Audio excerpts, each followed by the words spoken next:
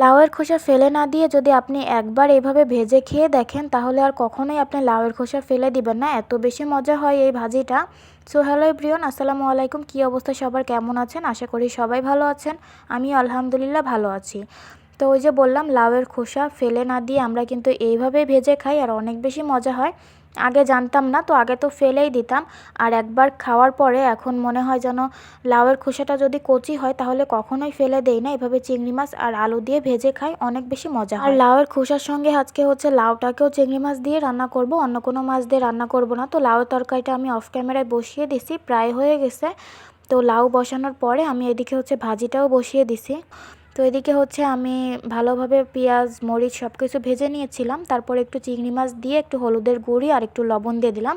এখানে অন্য কোনো মশলার কোনো প্রয়োজন হয় না, শুধুমাত্র একটু ঝাল পেঁয়াজ আর হচ্ছে কিছু চিংড়ি মাছ দিয়ে দিলাম। আর মশলার মধ্যে হলুদ আর লবণ আর তেমন কিছুই দেওয়া লাগে না, অনেক বেশি মজা হয় এই ভাজিটা। তারপরে হচ্ছে ভাজিটা দিয়ে ভালোভাবে নেড়েচেড়ে ঢেকে দিব। এটা সিদ্ধ হতে একটু টাইম লাগে, ঢেকে দিয়ে রান্না করলে আবার তাড়াতাড়ি সিদ্ধ হয়ে যাবে, এই জন্য হচ্ছে আমি ভালোভাবে একটু নাড়াচাড়া দিয়ে ঢেকে দিলাম।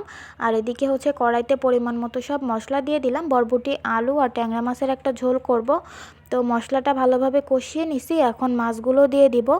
এই ট্যাংরা মাছগুলো হচ্ছে আমরা বাড়ি থেকে নিয়ে আসছিলাম ঈদের সময়, তো যাই হোক, এই তো মাছগুলো প্রায় শেষের পথে আর বেশ অল্প কিছুই আছে।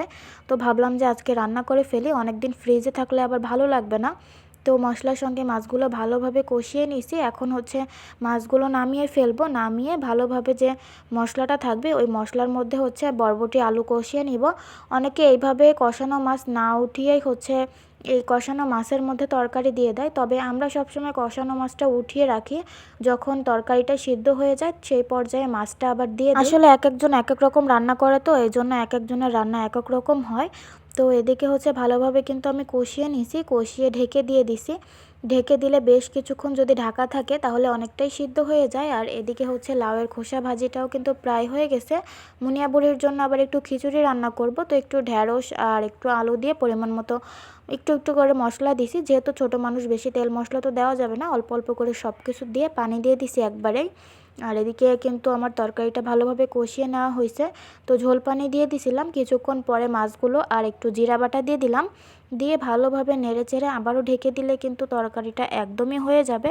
এই তরকারিটা রান্না করতে একদম সময় লাগে না। তো অফ ক্যামেরায় হচ্ছে আমি লাউয়ের তরকারিটা বসাইছি, আজকে আর লাউয়ের তরকারি রান্নার কোনো ভিডিও করা হয়নি। তো লাউর তরকারিটা কিন্তু রান্না একদমই হয়ে গেছে। এখন আমি একটু উপরে ভাজা জিরার গুঁড়া ছড়িয়ে দিচ্ছিলাম। আর এদিকে হচ্ছে লাউয়ের খোসা ভাজিটাও হয়ে গেছে, লাউয়ের খোসা ভাজিতেও আমি একটু ভাজা জিরার গুঁড়া দিয়ে দিলাম। আমি আসলে প্রত্যেকটা তরকারি রান্না শেষেই এরকম ভাজা জিরার গুঁড়াটা ব্যবহার করি, এতে আমার কাছে অনেক বেশি ভালো লাগে। আর ছোটোবেলা থেকে দেখে আসতেছি আম্মু এভাবেই রান্না করে।